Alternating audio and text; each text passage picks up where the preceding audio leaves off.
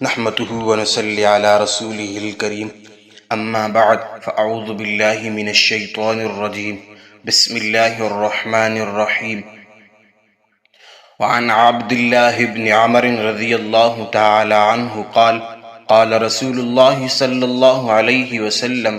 المسلم من سلم المسلمون من لسانه ويده والمهاجر من هجر ما نهى الله عنه.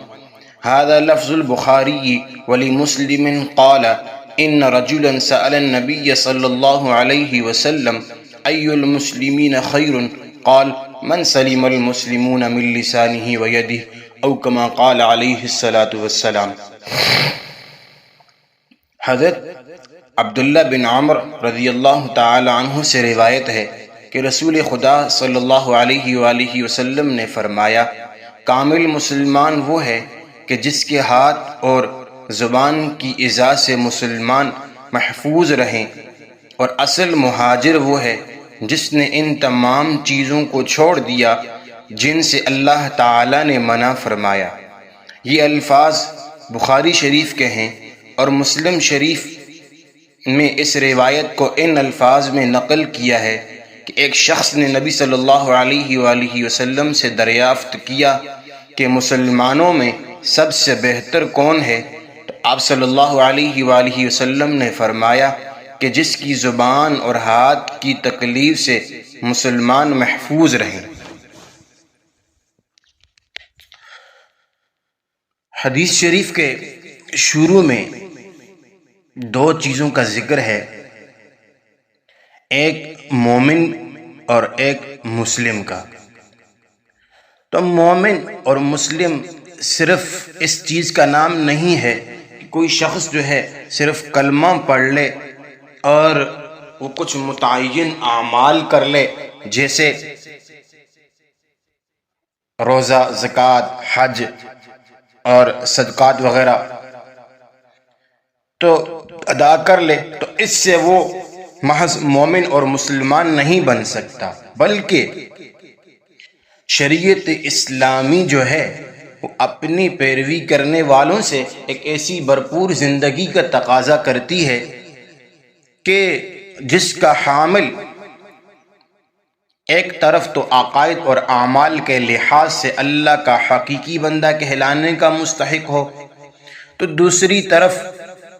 وہ انسانیت کے تعلق سے پوری طرح امن و امان کا نمونہ اور محبت اور مروت کا مظہر ہو، امن، امانت، اخلاق، رواداری، ہمدردی کا اپنی عملی زندگی میں وہ اس طرح اظہار کرے کہ دنیا کا ہر انسان اس سے خوفزدہ رہنے کے بجائے اس کو اپنا ہمدرد بھی، خیرخواہ بھی اور مشفق بھی سمجھے۔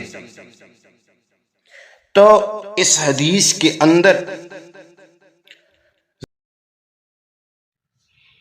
زبان کو جو ہاتھ سے پہلے ذکر کیا، اس کو ذکر کرنے کا مقصد یہ ہے کہ زبان سے انسان کی زبان تو ہر وقت چلتی رہتی ہے اور زبان پہلے چلتی ہے، انسان کا ہاتھ جو ہوتا ہے وہ بعد میں چلتا ہے۔ تو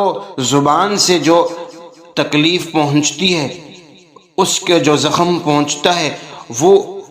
ہمیشہ رہتا ہے، وہ نہیں بڑھتا۔ تو اسی لیے یہاں پر جو ہے ہاتھ، زبان کو پہلے ذکر کیا اور ہاتھ کو جو ہے وہ بعد میں ذکر کیا۔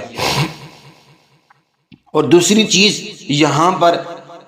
من سلم المسلمون، کہ وہ شخص کے جس سے مسلمان محفوظ رہیں، اس جملے کو یہاں پر لانے کا ہرگز یہ مطلب نہیں ہے کہ غیر مسلمانوں کو زبان یا ہاتھ سے ہم تکلیف پہنچا سکتے ہیں۔ اس اعتراض کو، اس شعبے کو دور کرنے کے لیے دوسری حدیث کے اندر من امنہ الناس کے الفاظ آئے ہیں کہ جہاں پر انسان کے ساتھ صرف انسانی رشتے کی بنا پر نیک معاملہ اور اخلاق حسنہ کی تعلیم دی گئی ہے، اور اسلام جس لفظ سے نکلا ہے وہ سلم ہے، اور سلم کہتے ہیں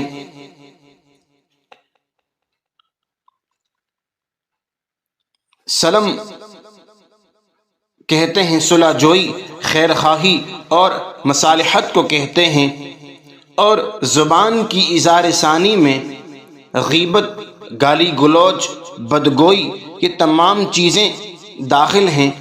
اور ہاتھ کی اظہار ثانی میں چوری،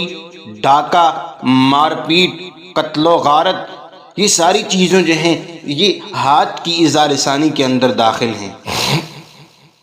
تو اس لیے فرمایا کہ کامل مسلمان، کامل انسان وہ ہے کہ جو اپنی زبان پر، اپنے ہاتھوں کے اوپر پورا کنٹرول رکھے، اور کسی انسان کی اظہار ثانی کے لیے نہ تو اس کی زبان کھلے اور نہ اس کا ہاتھ اٹھے۔ تو اس معیار پر آج اگر ہم تلاش کریں تو ہمیں بہت کم ایسے لوگ ملیں گے کہ جن کی نہ تو اپنے مسلمان بھائی کو تکلیف پہنچانے کے لیے نہ تو ان کی زبان کھلتی ہے اور نہ ان کا ہاتھ اٹھتا ہے۔ اور آج کل تو غیبت، بدگوئی، گالی گلوچ تو عوام الناس کا جو ہے وہ شیوا بن گیا ہے، گویا یہ عوام کے نزدیک کوئی عیب ہی نہیں۔ اور دوسری چیز آخر میں جو فرمائی ہے کہ مہاجر کا، کہ مہاجر وہ ہے کہ جو دارالحرب سے نکل کر دارالاسلام میں آئے۔ یہ تو ظاہری ہجرت ہے کہ جو دارالحرب یعنی کفر سے نکل کر اسلامی سرزمین میں آئے۔ ہجرت باطنی یہ ہے کہ انسان جو ہے جن چیزوں سے اللہ رب العزت نے منع کیا وہ ان چیزوں سے رکے، یہ جو ہے اس کو جو ہے مہاجر کو بے شمار جزا اور انعام کا یہ مستحق ہوگا۔ تو یہ اس ہجرت کرنے والا جو ہوتا ہے یہ ہمیشہ اس جن چیزوں سے اللہ رب العزت نے منع فرمایا یہ